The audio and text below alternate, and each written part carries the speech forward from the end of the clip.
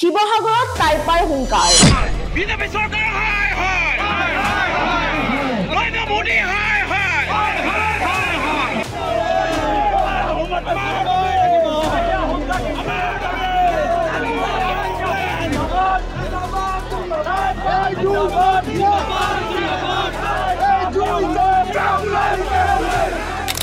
লাখ আহোমে লগ এৰিব বিজেপিৰ টাই আহোম যুৱ পৰিষদ অসম চমুকৈ টাইপাই আজি শিৱসাগৰ জিলা সমিতিৰ উদ্যোগত শিৱসাগৰ নগৰত এক প্ৰতিবাদী কাৰ্যসূচী ৰূপায়ণ কৰে আহোম জনগোষ্ঠীৰ জনজাতিকৰণ আৰু আহোম স্বায়ত্ত শাসনৰ দাবীত নগৰৰ বৰ্ডিং খেলপথাৰৰ পৰা শিৱসাগৰ জিলা আয়ুক্ত কাৰ্যালয়লৈ এক প্ৰতিবাদী মিছিল বাহিৰ কৰে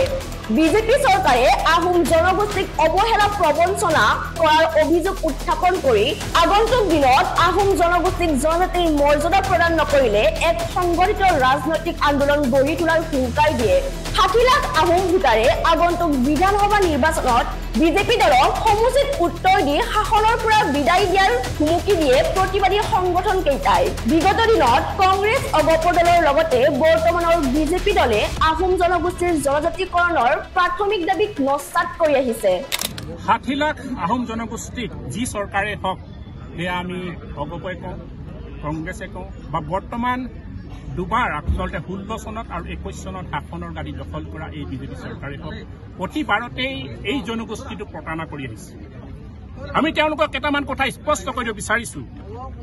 যে এই আহোম জনগোষ্ঠীৰ যি ত্যাগ এই বীৰ বীৰাংগনাৰ যি ত্যাগ সেই ত্যাগৰ বিনিময়তহে আচলতে অসমখন বাচিছিল আৰু সেই অসমখন এটা সুৰক্ষিত অসম নিৰ্মাণ কৰাৰ পাছত ৭০ বাৰকৈ মোগলক পৰাস্ত পাইছিল গতিকে এই জাতিটোৰ আজি যি দাবী দাবা সেই দাবী দাবা কোনো এখন চৰকাৰে পূৰণ কৰা নাই এই বিজেপি চৰকাৰেও কিন্তু বাৰে বাৰে প্ৰতিশ্ৰুতি দিছিল এই জনগোষ্ঠীটো জনজাতিকৰণ প্ৰদান হ'ব এই জনগোষ্ঠীটো স্বায়ত্ব শাসন প্ৰদান কৰা হ'ব তথাপি কিন্তু তেওঁলোকে আজিলৈকে এই দাবী পূৰণ নকৰিলে সেই গতিকে আমি টাই আহোম যুৱ পৰিষদে খুব স্পষ্টকৈ জনাই দিব বিচাৰিছো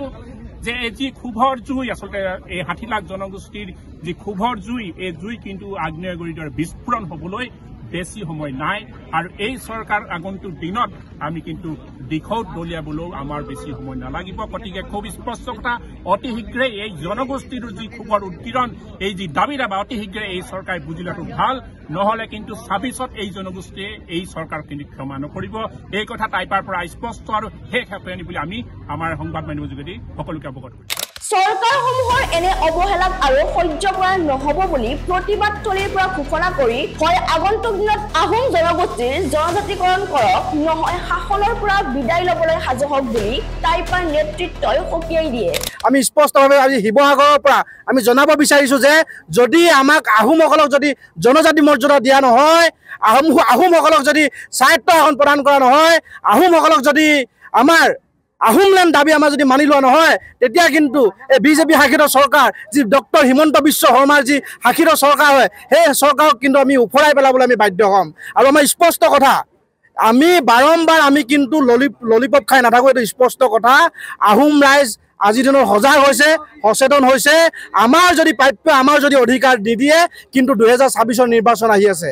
এই ২৬ৰ নিৰ্বাচনত আমি আহোমে এটা কথা আমি অসমৰ ৰাইজক বা শাসিত চৰকাৰক আমি জনাই দিব বিচাৰিছো যে আমি আহোম যি ৫০ লাখ আহোম জনগোষ্ঠীৰ লোক আছে এই আহোম জনগোষ্ঠীৰ লোকে উজনি অসমৰ নিৰ্ণায়ক ভূমিকা লোৱা হয় সমষ্টিসমূহ প্ৰতিটো সমষ্টিত নিৰ্ণায়ক ভূমিকা লোৱা হয় আৰু যদি আমাৰ দাবী যদি পূৰণ নকৰে তেতিয়াহ'লে কিন্তু আমি এই উজনি অসমৰ পৰা যিদৰে বিজেপিক ৩৩টা আসন দি আমি যিদৰে জিকাইছিলোঁ পুনৰবাৰ সেই বিজেপিক কিন্তু আমি হৰুৱাবলৈ আমি বাধ্য হ'ম এইটো স্পষ্ট কথা কিন্তু শিৱসাগৰৰ পৰা মিনহাজ আহমেদৰ report news 1 north east Sivasagar